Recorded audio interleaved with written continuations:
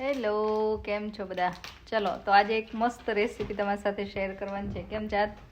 તો ચાત મસ્ત કંઈક બનાવવાની છે. એની સ્કૂલમાંથી શીખીને આવી છે અને આજે ઈ તમને શીખવાડશે.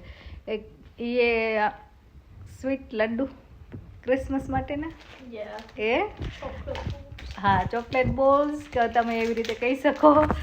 એટલે સરસ, અને એ બહુ ઇઝી રેસીપી છે. તમારા કિડ્સ સાથે તમે આ ક્રિસમસ હોલિડેમાં બનાવશો ને તો પણ એમને પણ મજા આવશે એવી રેસીપી છે. તો ચલો એમાં શું શું જોઈશે એ તમને અમે કહી દઈએ. You'll need the milk arrowroot biscuits, which are in Australia, and I don't think they're in the UK. But you can use rich teas instead. Cocoa powder, condensed milk, and desiccated coconut. તો આ biscuit rich T biscuit આવે ને એ ગમે તે પ્રકારના biscuit તમે use કરી શકો. અને અમે અહીંયા જાત જાતના ટ્રાય કરવા લાયા છીએ આજે તો. પણ તમે ફ્લેવરવાળા હોય તો I think it doesn't matter, right? પછી વધારે પડતું સ્વીટ થાય એટલા માટે આવા બિસ્કિટ હોય તો વધારે સારું.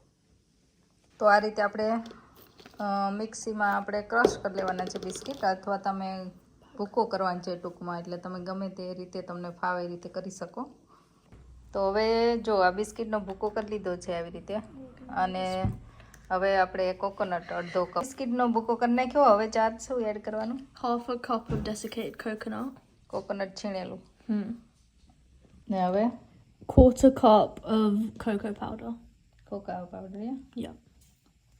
તમને જો વધારે ગમતો હોય વધારે નાખી શકો, પણ એનો ટેસ્ટ ઘણાને બહુ ના ગમે. તો આ ત્રણ વસ્તુ હવે આપણે મિક્સ કરવાની.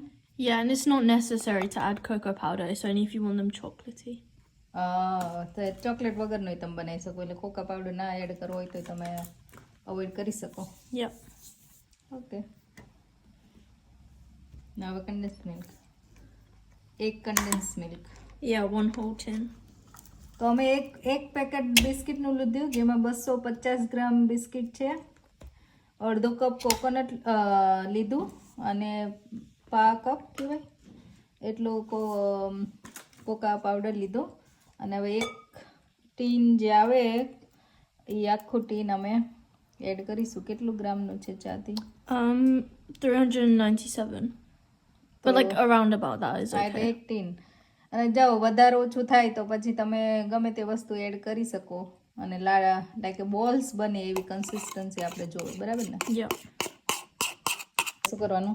Just mix it all together બધું મિક્સ કરવાનું nicely until it binds well enough. તો જો બધું મિક્સ થઈ ગયું ચાલ. Huh? એટલે આવું થાય. હવે હાથમાં લઈને બતાય કેવું લાગે. એકદમ મસ્ત. જો સ્ટિકી હશે થોડું, કેમ કે કન્ડેન્સ મિલ્ક એડ કર્યું છે. But we need it to be sticky for the coconut and cocoa powder to roll on it. તો આવી રીતે હવે બોલ બનાવવાના. અને તમે કોકા પાવડર અથવા તો કોકોનટમાં રોલ આમ રબ કરવાના, રાઈટ? Yeah. તો બધા વાળીને બતાવીએ અમે તમને. Yep. તો જોઈ લો આ રીતે અમે થોડા કોકોનટવાળા અને થોડા કોકા પાવડરવાળા કર્યા છે. અને આવી રીતે તમારે જે સાઇઝ શેપ તમારે આપવો હોય આપી શકો. અમે ખાલી બોલ્સ જ બનાવ્યા છે. અને હવે આને થોડી વાર આપણે ફ્રીજમાં રાખી દઈશું, કે જેથી જે આ કન્ડેન્સ મિલ્કના કારણે સેટ થઈ જાય બધું. અને આ બેસવા માંડ્યો છે એટલે લાડુનો શેપ હોય તે. તો આપણે ફ્રીજમાં રાખીશું. અને કેટલી 30 મિનિટ કે કલાક? I say 15. 15 મિનિટ માટે. તે એકવાર સેટ થઈ જાય પછી તમે બહાર રાખી શકો. અને no need to keep in a fridge. તો ચલો મૂકી દઈએ ફ્રીજમાં.